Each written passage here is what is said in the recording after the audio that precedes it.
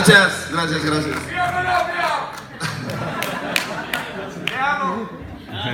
Yo los amo.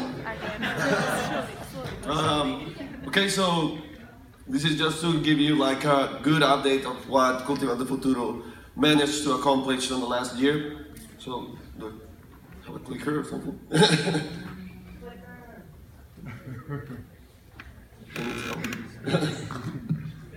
Okay. So, for those who don't know what Cultivando Futuro is, we build pretty much an information system for understanding the rural economy.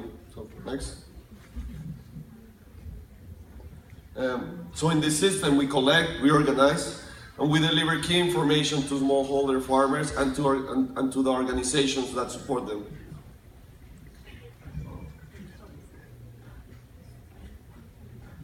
So, what we really love about the TFF community is that even before we knew we were going to win, they knew we were going to win, they were already totally invested with us. They were like moving all their contacts, they were making the connections for us to really be successful, and this is really something different and like strange in the companies.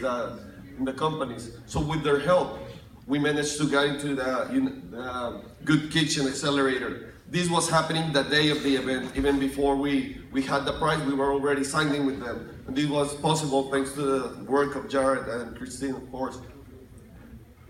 So, last year, we started with the platform. It was on a very early stage. We started with around 100 farmers in our central region of Colombia. We only had like 25 different products.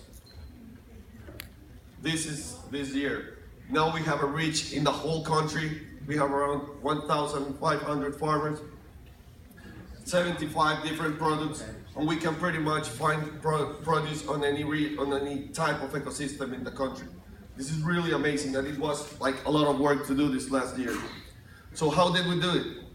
When we came back to Colombia, we partnered to help smallholder farmers create the first third-level organization of the country. This is an organization that is formed by 10,000 smallholder families. On the second level, we have 500 associations, and on the third level, 19 federations. And with this picture is the day that we officially registered like this confederation for all these farmers. And with the credibility that we built doing this, allowed us to start helping them with public policy. So the biggest accomplishment in this was that we actually participated on creating a law so that every public purchase that government institutions do, they have to buy 10% straight to smallholder farmers. So this is huge.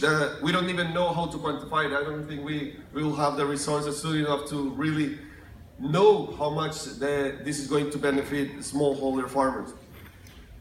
And we are still going to the field every week, every time we can. We're sending the team to go and learn for them and understand what are their pains. So with the data we have collected, we have started to gain a lot of understanding about the rural economy. And this is just like a really small example. This graph shows us the amount of land productive farmers have versus what they are actually producing. So when we are talking about feeding 9 billion people and we don't know exactly what to do, we used to think it was about a lot of technology, a lot of probably precision farming. But what we are starting to understand is that farmers are not even using their whole properties to produce. They are just using this little part of their properties. So the new question that we think we need to start making ourselves is, how can we provide these farmers the security and the confidence so that they start producing at their full potential? So this is like some indicators we are starting to gather, and this is things we know, we are very confident and know. And this, for example, we know that the highest adoption rate tool is the cell phone, smartphones. We know that they are using apps, but we also know that they have poor sanitation on their farms. They don't have proper bathrooms. This is the kind of insights that helps us to understand that we need to fix a social issue first, because we can put all the technology we want into their crops, but if they don't have a proper bathroom, they will never be able to certify their farm or to sell their products like to big companies and grow. So Cultivando Futuro started to work more as a service to help big organizations reach these farmers. So these are three very simple examples. One is Origen Sano. They are willing to pay for all the technical capacitation for the farmers by no cost. Logica, they are giving us free barcodes so that the farmers can take their products to the supermarkets. But what I love the most is Copadro. Cultivando Futuro. Colombia had a conflict of 50 years, a civil war for 50 years. We just signed our peace treaty like last year. And this is one of the federations of the ex-combatants.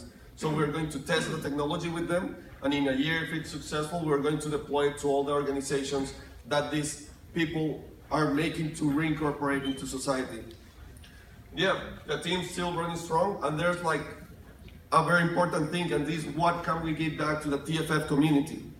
So first, we're going to make available all our network of farmers to any project that wants to work with them, so that they can use it as test scenarios. Second, the technology will be available for any organization that is involved with the TFF community, so that together we can still start building these databases, so that we can get even more knowledge. Third, any organization that wants to deliver services to farmers can do it through us. Just tell us what you want to give them, and we will help you get there. We will have you deliver them. And fourth, we're going to start opening all this data. So in the next months, we are going to give you access to all of it, and hopefully you can use it for your projects. Next years can keep building on stuff that we know that it's true, because information in the agro sector is really poor. So we want to have like a real thing. We can build it all together. Thank you very much.